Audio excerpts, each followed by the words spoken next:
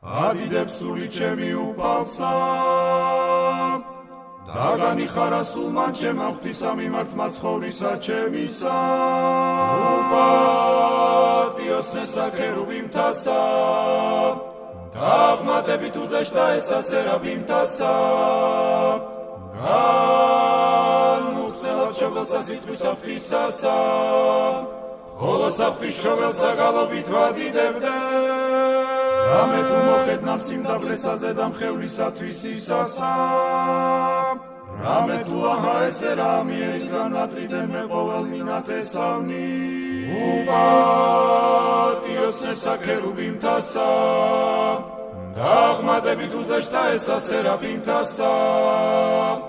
განუხსნელად შობელსა სიტყვისა ღვთისასა ხოლო საღვთის შობელსა გალობით ვადიდებდე